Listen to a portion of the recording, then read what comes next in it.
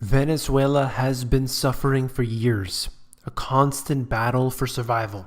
A need for basic goods poses very serious threats for much of the public. Now we are witnessing a society at the brink of collapse. The capital city is now a complete war zone. You came here for the truth, so let me unveil that for you. Today we will have our primary focus on Venezuela and what has erupted. Let's begin with this article here, talking about these major clashes that have taken place on the streets. We are talking about the massive, widespread violence, demonstrations, protests, call it whatever you want. But very, very large numbers of people are on the streets and they are fighting back against the government. The military and the government are hand in hand in Venezuela, and we can see that going on right now. Observers saw a long siege ahead. People understand better that resistance will take time. Political change will not be immediate. And the opposition party is trying to get Maduro out. But instead, Maduro has been clamping down. They got rid of the parliament/Congress, the legislative branch. Imagine that. The legislative branch being eviscerated and taking that power that they had. What would happen if you live, let's say, in the US and they just absolve the Congress? I mean, the Congress is pretty much useless as it is.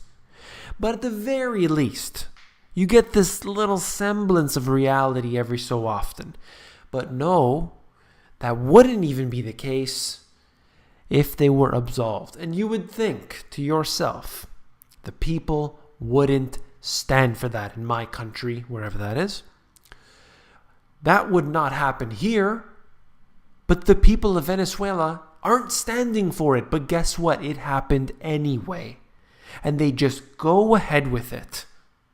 They put the military on the streets and they don't give a damn what you think. They'll crush people's skulls. They kill demonstrators. They don't care. More than 300 people were arrested across the country during Wednesday's protests, according to the nation's public prosecutor.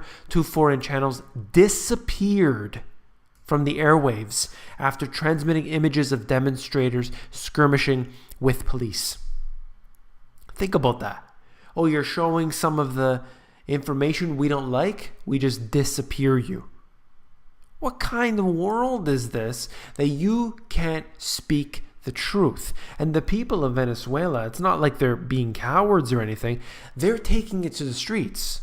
Unfortunately, there's been a lot of looting and things like this that happen every single time, and innocent people are getting hurt or killed.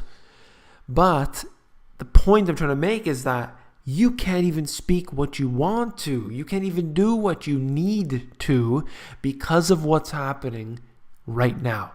Imagine that. Just imagine if you're living, let's call it a safe and wonderful life. Imagine tomorrow your city turned into this. And a lot of people in Venezuela, I mean, it might be a different situation than, let's say, San Francisco, for example. Caracas to San Francisco. Okay, you're thinking to yourself, okay, it's not going to turn like that, but it happens faster than you would ever think. And I'm not saying it's going to happen in any particular city. I'm just saying that look at this example of what could happen. The society is completely collapsing around them. The government is seizing more and more power, and violence is spreading. Innocent people are being hurt.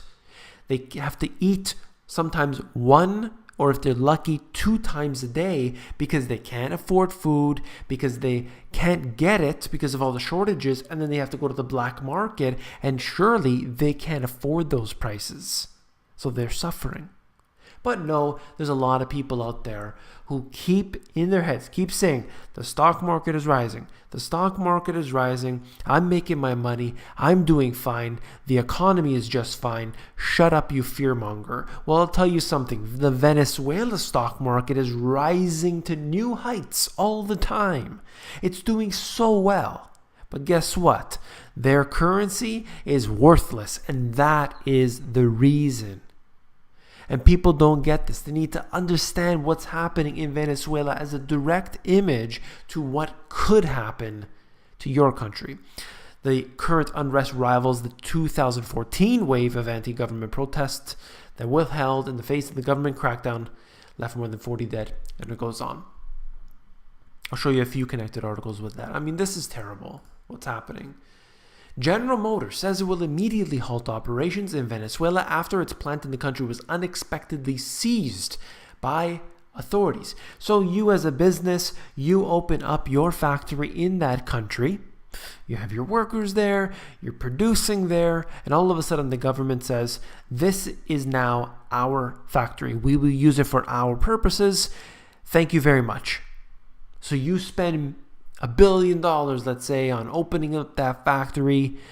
You're hiring people. You're worrying about the health and safety, the regulations. You're doing business with the country. And all of a sudden that country says, this is now our asset. Imagine that. And that's what's happening. This country has gone into the ground. When you know that they are seizing assets of the foreign businesses, you know they've gone way too far. They're seizing the local businesses and foreign businesses. I mean, there's nothing of reality left. It is really terrible to see what is going on. Boom and bust. IMF estimates Venezuela's GDP shrank 18% in 2016. I mean, look at this. And look, 2017 is probably going to be even worse. I wouldn't be surprised. You know,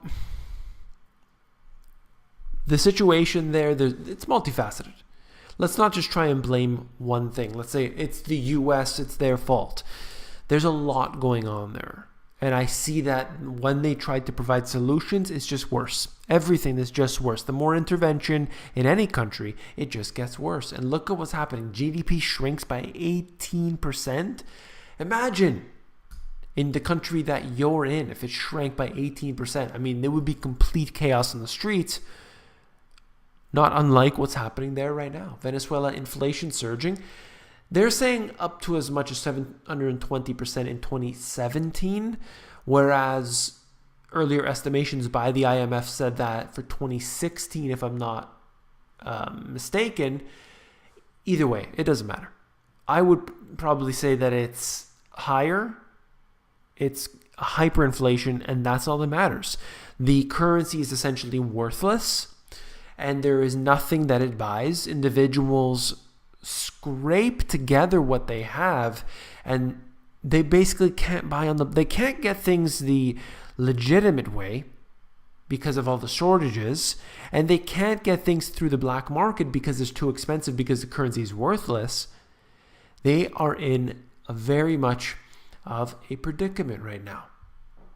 And then segueing to what I had talked about earlier with being shut down, the media, the FCC accelerated its deregulation push under Republican control, voting to ease limits on broadcast TV ownership and prices that large telecom companies can charge businesses and governments for bulk broadband services. So there's a lot to this, but essentially what I can tell from this, the worst thing about it, is that we can have major mergers that go even further. I mean, there is already so much power and control under the fewer and fewer hands. I mean, they're already talking the same things, the same talking points you hear. Every channel. You switch the channel, you hear the same message over and over again. You know, I never really understood this until recently. But there are, Republican and there are Democratic, or there are liberal and conservative media outlets. As if a person tunes in, if I feel that I'm a Republican, so I'm going to tune into this particular channel because it broadcasts Republican news. They're all producing the same message. They're all given the talking points from one central head. That's the way it is. You think that you can say whatever you want on the mainstream media. You can't even say that on the alternative media, or your videos get taken off. So do you think for a second that they are able to say whatever they want in the mainstream media? I don't think so. And the more we shut that down, the more that we have, let's say, these mergers and acquisitions that take place, the worse that's going to get. A simple matter of fact. U.S. authorities have prepared charges to seek the arrest of WikiLeaks founder Julian Assange. U.S. officials familiar with the matter tell CNN. I don't know if that's going to actually happen. We've been hearing this basically for several years now. All I need to say is that while there is a reason why you would want Julian Assange to be arrested, I could see that from the government's point of view. But it's something to think about. Just like perfect example being Edward Snowden. If Edward Snowden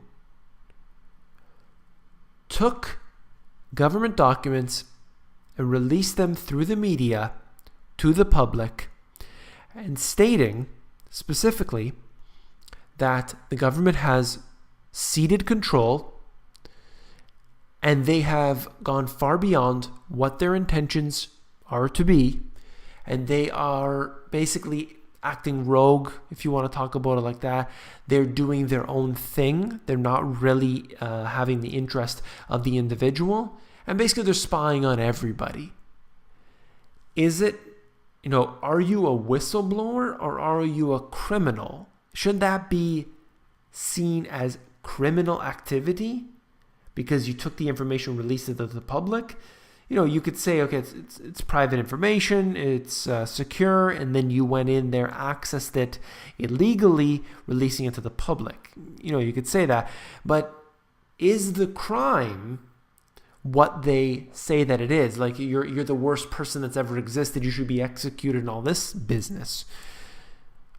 I don't really think so. I think under a fair trial, a jury would probably favor the situation of both of these individuals.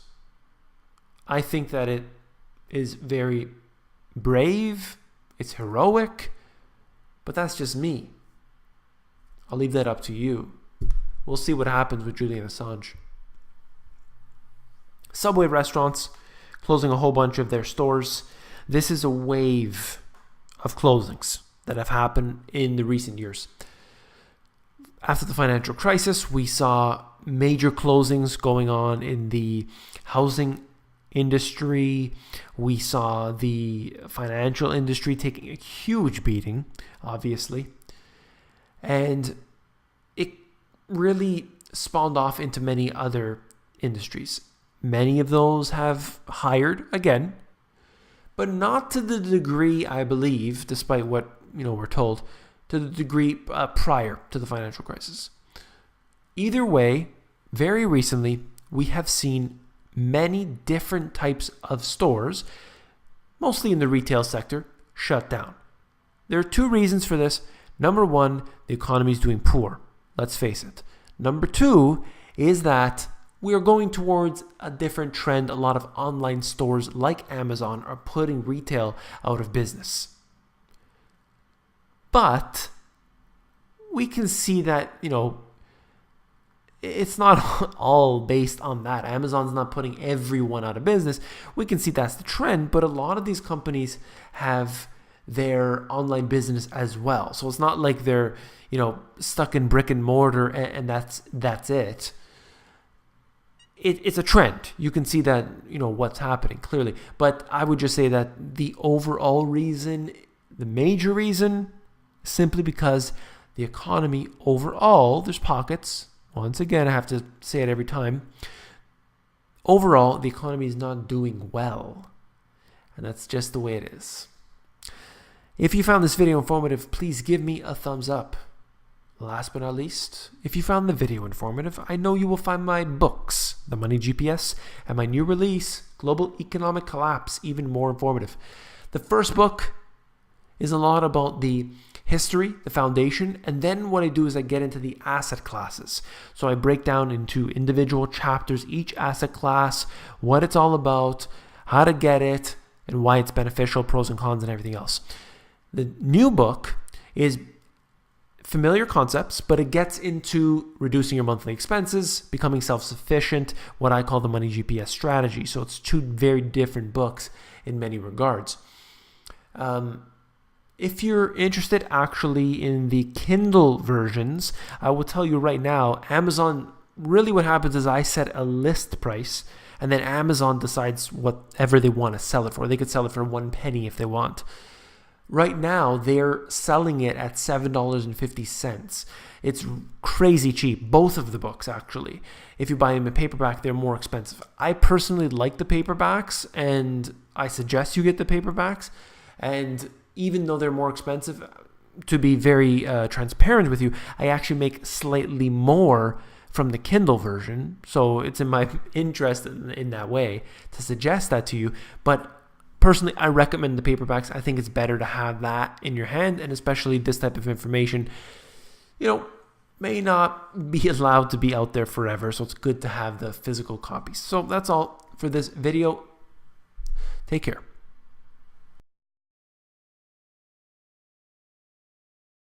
Legislative branch. Imagine that.